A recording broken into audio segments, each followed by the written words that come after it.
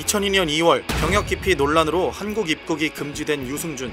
20년이 흐른 2022년 3월 한 행사에 참석해 자신의 히트곡인 가위 무대를 재현하는 모습을 영상으로 담아 유튜브 채널에 올렸는데요.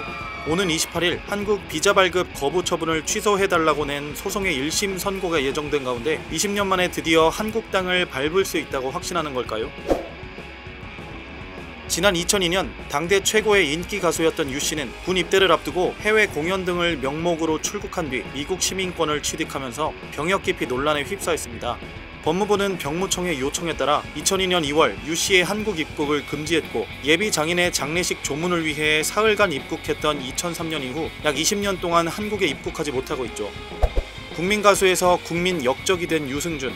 중국 등에서 활동하던 유씨는 2015년 5월 인터넷 방송에서 무릎을 꿇고 눈물을 보이며 한국 복귀 의사를 전했는데요. 이때 나이가 이미 군 면제 연령인 만 38세, 속이 뻔히 보인다는 비난을 피하기 어려웠습니다. 또 방송이 종료된 후 마이크가 꺼진 줄 알고 욕설을 내뱉은 소리가 그대로 중계를 타면서 거짓 사과 아니냐는 의혹도 일었죠. 이렇게 인터넷 컴백 시도 이후 같은 해 11월엔 재외동포 비자 발급을 거부하는 LA 총영사관을 상대로 소송을 제기했습니다. 그리고 긴 싸움 끝에 2020년 3월 대법원에서 최종 승소 판결을 받아냈죠. 하지만 판결에도 불구하고 우리 정부는 비자 발급을 거부했습니다. 우리 정부가 이렇게까지 유씨 입국을 막은 이유는 비자의 성격 때문인데요.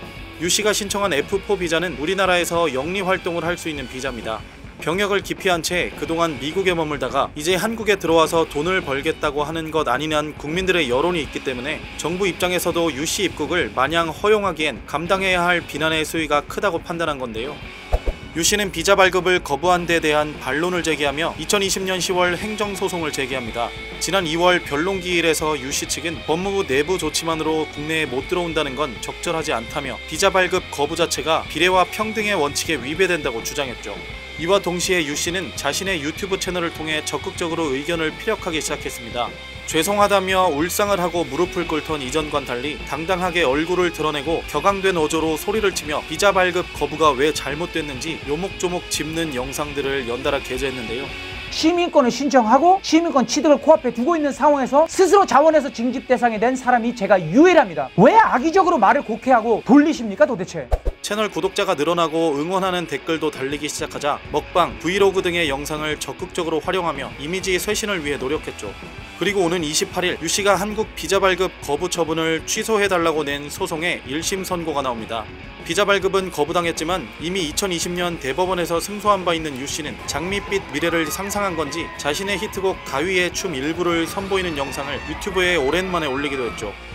지난해 2월부터 유씨가 내세우고 있는 논리는 왜 나만 갖고 그래입니다. 자신을 병역 기피자로 취급해도 괜찮다면서 만 41세가 되면 비자 발급을 해줘야 한다고 명시한 재외동포법을 따르라고 호소하고 있죠. 지금 말장난하십니까? 불공평하고 형평성에 문제가 있으니까 그 법 조항 안에 유승준만 빼고라는 말이 있습니까? 이제 며칠 후면 나올 유씨의 판결. 정부와 유씨 측이 팽팽하게 맞서고 있는 상황에서 과연 20년간 싸움의 마침표는 누구에게 찍힐지 귀추가 주목됩니다.